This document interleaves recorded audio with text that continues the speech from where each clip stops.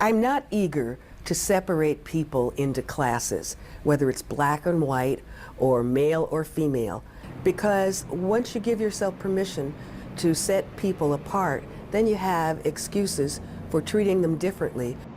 It is extremely important to me that women participate in Rotary.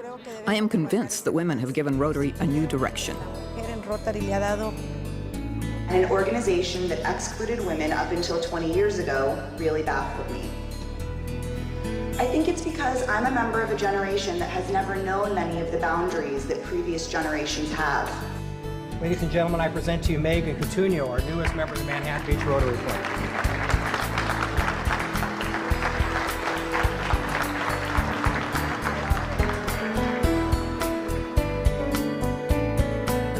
Where's our president? Here I am.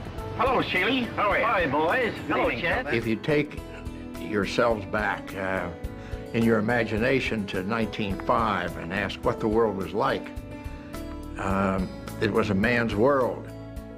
And so it was that when Paul Harris gathered his friends together, Rotary started as a men's organization. Over a period of time, more and more women became involved in the business and professional world. Members of the Duarte, California Rotary A Club. group of women in Duarte, California wanted to form a Rotary Club. They were denied. They filed suit. It came to the Supreme Court of the United States. At this point, the matter was taken out of the hands of Rotary. This is World News Tonight. NBC Nightly News with Tom Brokaw. Good evening. This is the CBS Evening News. Dan Rather reporting. Rotary clubs are all male, but apparently not for much longer. There has been a major ruling on sex discrimination from the Supreme Court. The justices decided that states may require Rotary clubs to admit women. The question now is how far this decision, which begins in Duarte, California, will reach.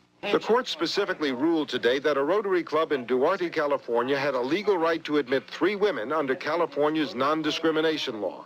The court held that the state law served a compelling interest in eliminating discrimination against women, and that clubs like Rotary are not true private associations. The board took immediate action to open up Rotary in any country where the law required it. But it requires a change to the Constitution, and that took a 2/3 vote. So go ahead and speak. Speaker number 3. The issue today is quite simply whether we shall have uniformity among Rotary clubs of the world on the issue of membership based on gender. I was selected by the board to make a presentation on behalf of the board. I felt that we had to obey the Supreme Court decision of the United States, since Rotary has its headquarters in the United States. What would happen if this thing was passed would be to create clubs exclusively composed of women, giving competition to the existing lady service clubs. Compañeros representantes, my fellow delegates, deseo recordarles I would like to remind you that the world of 1989 is very different to the world of 1905. I sincerely believe that Rotary has to adapt itself to a changing world. This male-only provision in the bylaws is a great indictment on all of us.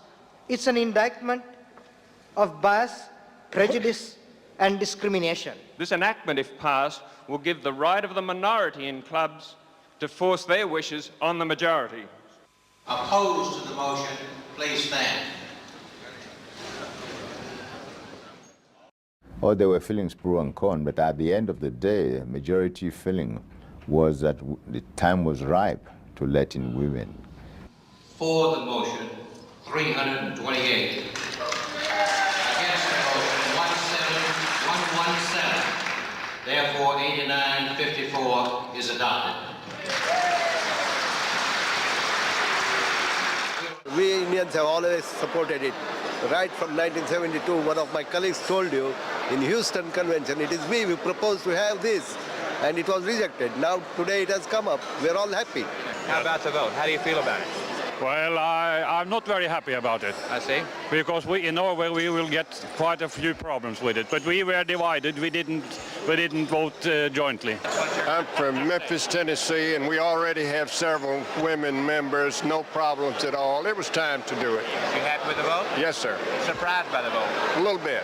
I think clubs should be allowed to choose. Yeah. But having said that, I think as a wife, and a lot of wives, and I've spoken to my Inner Wheel members, have said that they would prefer women not to be in because Rotary is not like a man at work. Yeah. It's more sociable. Right. And when men have, say, their council meetings in the evenings, their wives are going to be wondering, you know, there are women there. Welcome, Rotarian. When I was going around the Rotary world trying to talk to people who were concerned about the future of Rotary, I had a little expression that I used. I said, when you're looking for members, look for good Rotarians, and gender is no longer a factor. A friend called me up and said, Carolyn, I want you to come to lunch tomorrow at Anchorage East. And I said, thank you, Manuel, but no thank you. I'm 40-something, and I've carried the torch enough times, and it's somebody else's turn. I don't want to go where I'm not wanted. He called me the next Tuesday. Manuel called me 4 more Tuesdays, and it was so clear that he wasn't going to leave me alone unless I went to lunch. And so in June, I finally went to lunch with him. And as soon as I walked in the door, the first guy I saw was someone I knew in my regular professional life, and he said, Carolyn, hi. And after the meeting, several other guys came up, shook my hand, said, thank you for coming. Do you think you might want to join Rotary? I hope you come back again. And you know, there it goes. The rest, as they say, is history. My life as a Rotarian is due to my father being a Rotarian for more than 25 years. It was not until 1994 that women in Honduras joined, and it was in our club. We were the first women here to be part of the Rotary movement. I went through the entire process while I was pregnant.